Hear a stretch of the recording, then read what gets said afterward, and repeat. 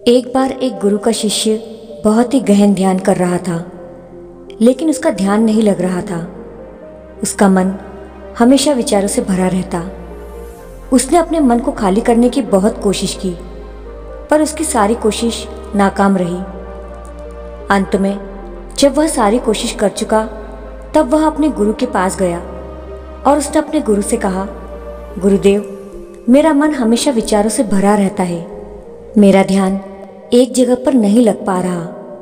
मैं एक चीज़ करता हूँ तो दूसरी चीज़ पर पहुँच जाता हूँ, फिर तीसरी और चौथी। ऐसे करते करते मेरे मन में हज़ारों विचार चलते चले जाते हैं और यह कब होता है मुझे पता भी नहीं चलता। बहुत देर बाद मुझे एहसास होता है कि मैं क्या करने बैठा था और क्या सोच रहा हूँ। हे गुरुदेव, मैं अपने मन को विचारों से खाली कर देना चाहता हूँ। मैं चाहता हूँ कि मेरे मन में एक भी विचार ना हो। जब मैं चाहूँ तभी विचार उत्पन्न हो। गुरु ने कहा, किसी भी समस्या का समाधान कब निकलता है? जब हम समस्या की जड़ तक पहुँचते हैं, समस्या को ठीक से समझते हैं और उसको जानते हैं। जिस मन को तुम खाली करना चाहते हो, क्या तुमने उस मन को थोड़ा बहुत भी जाना है? शिष्य ने कहा, गुरुदेव, मैंने मन को जानने की बहुत कोशिश की, लेकिन मैं जितना इसके बारे में जानना चाहता हूँ, यह उतना ही रहस्यमय होता जाता है। गुरु ने कहा, जाओ और एक घड़े को छोटे छोटे पत्थरों से भरकर लेकर आओ। शिष्य एक घड़े में छोटे छोटे पत्थर भरकर ले आया और गुरु के पास रख दिए। गुरु ने कहा, इस घड़े को तुम अपना मन समझो और इस घड़े में भरे पत्थरों को अपने विचार। अब इस घड़े में और पत्थर डालो। शिष्य ने घड़े में पत्थर डालना शुरू किए। घड़ा पहले से ही भरा हुआ था। कुछ पत्थर डालने के बाद बाकी सारे पत्थर नीचे गिरने लगे। तब गुरु ने कहा, रुको, ध्यान से देखो। अब घड़े में पत्थर नहीं आ रहे, बल्कि वह नीचे गिर रहे हैं, क्योंकि यह भरा है। जो इसमें आ सकता था आ गया। अब और पत्थर नहीं आएंगे। अगर दूसरे पत्थर डालने हैं तो पहले वाले पत्थरों को निकालना होगा।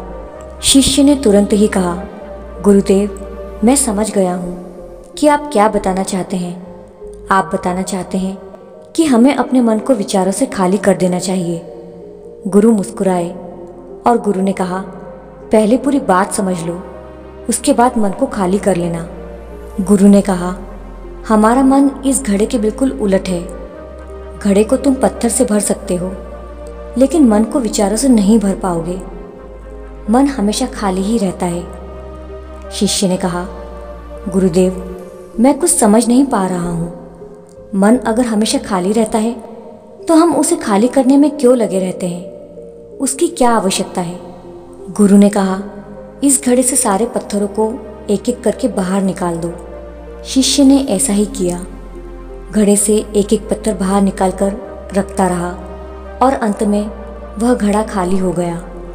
गुरु ने कहा, देखा तुमने, एक एक पत्थर को बाहर निकाला तो यह घड़ा खाली हो गया।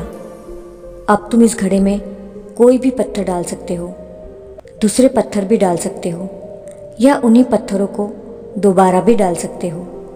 आधा भर सकते हो या इसे फिर से पूरा भर सकते हो। शिष्य ने कहा, गुरुदेव, मैं भी तो यही कह रहा हूँ कि मन को खाली करना है।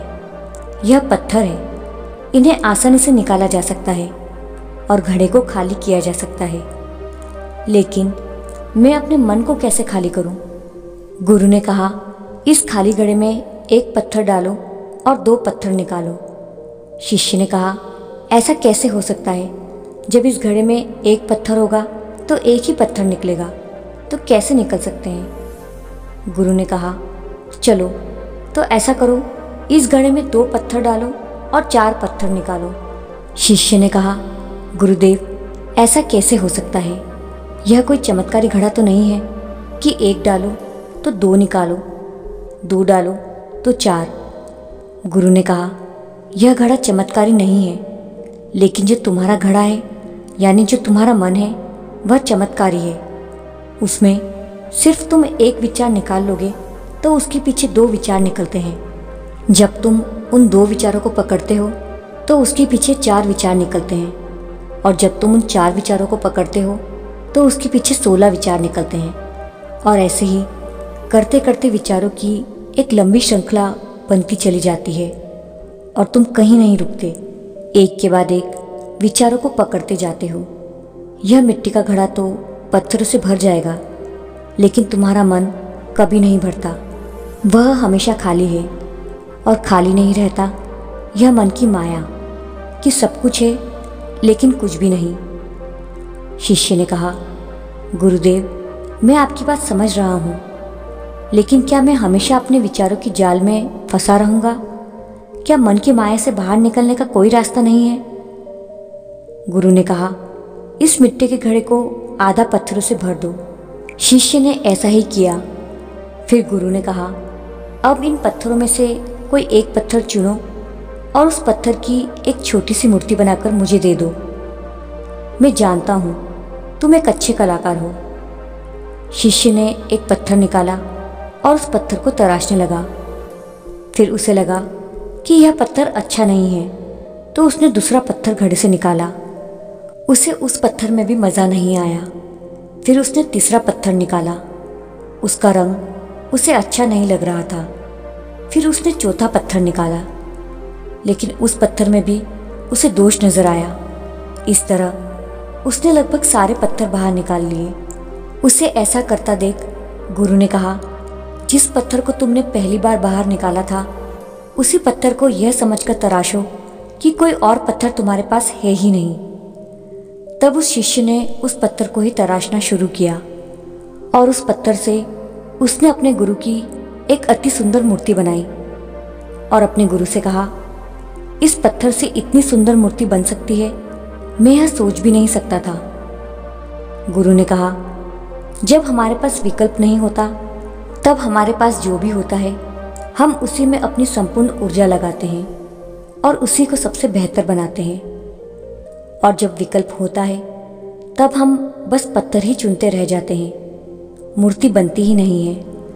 हमारा मन भी हमारे लिए एक विचार के पीछे हजारों विकल्प खोलकर रख देता है और हम एक मुख्य विचार को छोड़कर उन हजारों विकल्पों में फंस जाते हैं। शिष्य ने कहा, मैं आपकी बात अच्छी तरह से समझ गया हूँ, लेकिन अब मुझे क्या करना चाहिए? मेरा मार्गदर्शन करें। गुरु ने कहा, मन के जाल में मत फंसो। मन को खाली करने का प्रयास मत करो।